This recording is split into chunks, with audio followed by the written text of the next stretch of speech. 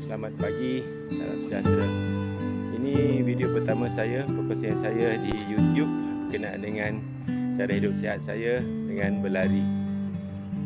Saya rasa mungkin ramai yang dah berkongsi tentang berlari, kenapa berlari, tapi saya nak kongsi saya punya cerita pula kenapa saya berlari. Dan saya akan kongsi juga tips lah yang saya dah kumpul sepanjang pengalaman saya berlari sejak pada tahun 2015 untuk sihat. Apa langkah-langkah yang sepatutnya kita ikut dan saya ikut sekarang supaya saya boleh kekal berlari untuk sihat sampai sekarang. Okay, yang pertama sekali, kita perlu tetapkan kita punya sasaran, kita punya komitmen. Kita sendiri kena komit. Sebab kalau kita sendiri tak komit, maksudnya kebiasaannya apa kita buat tak akan berterusan. Dan kita kena ingat sama ada sebab kita buat sesuatu itu seperti berlari untuk sihat ni adalah sebab dalaman kita sendiri ataupun luaran kita. Sebab kalau dalaman kita, insya-Allah saya yakin kita akan berjaya kekalkan kita punya komitmen lah. Tapi kalau biasanya sebab tu sebab luaran, so sebab luaran ni luar daripada kawalan kita kan. So bila luar daripada kawalan kita susah nak pastikan dia boleh kekal tidak, sebab bukan bergantung pada kita. So jadi saya pertama sekali dulu saya tetapkan komitmen saya. Kenapa saya boleh tetapkan komitmen saya? Macam ni ceritalah, senang mudahnya kan. Senang mudah samalah. Okay. Sebab saya rasa ramai yang pernah rasa diri dia overweight kan. Saya adalah salah seorang daripada mereka lah. Saya pernah pada antara, saya asalnya bukan gemuk juga, saya average. Badan saya mula naik sejak saya tahun 2012, 2013.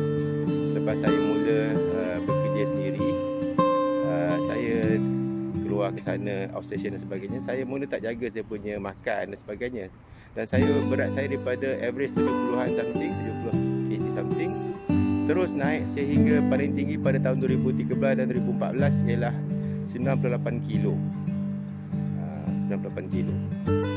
Dan saya dalam masa yang sama juga saya sedar badan saya mula rasa lembab, malas. Okay. Bila saya cepat marah sebab saya senang stres. Bila saya buat kerja saya cepat mengah. Saya ni sebagai my career, saya ni trainer. Saya ni buat latihan ni, conduct latihan dalam kelas, buat workshop, ceramah dan sebagainya. Saya rasa lemah, saya tak boleh berdiri lebih daripada 10-15 minit dan saya akan terpaksa duduk. So saya tu tak selesa. Dan biasalah isteri kan, dia kerap lah minta saya buat medical check up. Tapi saya biasa lelaki kan, kita ni degil, malas kan, tak ada apa-apa kan. Bila saya tengok juga saya punya kawan-kawan sebaya, background saya juga kan, berat, badan semua, saiz, tak ada apa yang tak normal lah saya ni. So jadi saya rasa tak rasa apa-apa lah. Tapi lama kelamaan saya rasa badan saya makin tak seronok, makin tak sedap, makin tak selesa. Sampailah akhirnya juga saya buat medical check up. Check up awal tahun 2015. Kemudian saya tengok, saya dah agak lah punya result dia. Semua bacaan dia semua lebih daripada yang normal lah, yang sihat. Kecuali saya punya gula. Gula saya memang kurang sebab saya memang tak suka makan manis. Tapi yang lain, kolesterol, everything, darah tinggi. Darah saya tinggi. Itulah penyebab dia, sebab darah saya masa tu saya check 2015 tu, darah saya 148/98. Sampai doktor kata, Zaini, macam ni lah, saya bagi awak 3 bulan. If you come back with this kind of BP, awak kena makan ubat yang tinggi, Zaini. Inilah punca dia sebenarnya. Saya ni jadinya tak suka makan apa pun, ubat apa pun daripada kecil. Saya tak suka makan ubat apa pun. Saya tak suka makan ubat. Jadi lepas tu doktor cakap lagi, Zaini, you kena ingat tau, kalau you makan ubat yang tinggi ni, most likely selama-lama je lah, sampai bila-bila. Itu memang saya tak boleh terima. Sebab saya nak makan ubat pun susah. Saya tak makan vitamin, semua ubat saya tak makan. Pernah dulu saya beli vitamin sampai expired, saya tak makan apa pun. So jadi the idea of makan ubat ni saya memang tak boleh terima. So saya balik rumah. It took me 2 weeks untuk saya fikirkan kenapa. Saya rasa saya perlu berubah. Saya tak suka makan ubat, dan saya rasa saya look back my family, my career, I still got children, 6 of them. Still, now 6 lah. Tu anak saya baru 5 orang. Okay. 5 orang. Yes, 5 orang. And then ini takkan saya nak biarkan anak saya pun bukan besar lagi, dia kecil lagi kan. Dan tengok my wife, and then tengok my family. So then that triggered me. I must change, and I must change for good. I must change, I must keep changing, I must stay there. Itu saya punya permulaan lah. Okay? Itulah permulaannya. Awal tahun 2015, lepas saya punya medical check up. Pada masa yang sama juga, dalam setahun dua, dalam masa yang sama juga, banyak kawan-kawan sebaya saya dah ada yang bila jumpa, dah ada yang sakit kan, makan ubat, suplemen lah. Tapi suplemen bukan suplemen yang vitamin C dan sebagainya. Suplemen ubat darah tinggi lah, ubat macam lah, macam-macam lah. So jadi saya rasa sebelum saya terkena, why don't I change? If I boleh elak, kenapa saya tunggu sampai dia datang?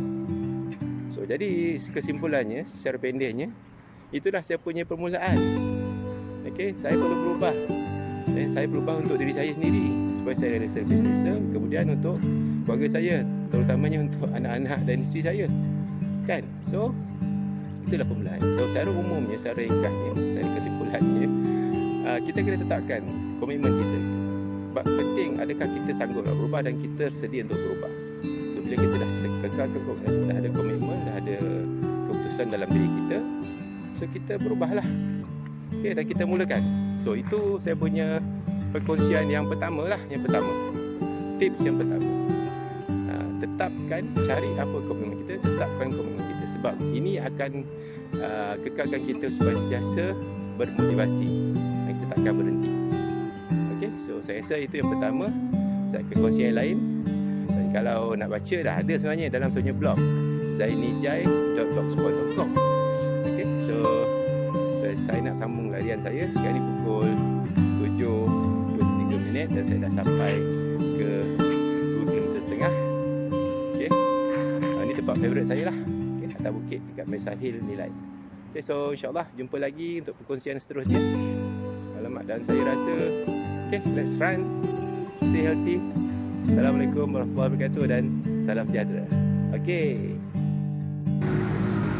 untuk makluman semua, ni tempat yang paling bersejarah dalam hidup saya, dalam transformasi saya untuk jadi lebih sihat. Dataran Nilai, inilah tempat saya mula-mula berlari. Dataran Nilai. Dulu signage ni tak ada, 2015 signage ni tak ada, tapi sekarang dah ada lah. Okay, so di sini kawasan Dataran Nilai, di depan, di tengah-tengah Bandar Baru Nilai. Okay, dan di tempat inilah saya mula berlari. Dan luas Dataran Nilai ni, not luas, jarak dia kalau satu pusingan loop ni, dia lebih kurang 400 meter. 400 meter satu pusingan. Okey, nanti saya akan ceritalah bagaimana saya mula, berapa pusingan saya mula dan bagaimana saya bermula dan seterusnya lah.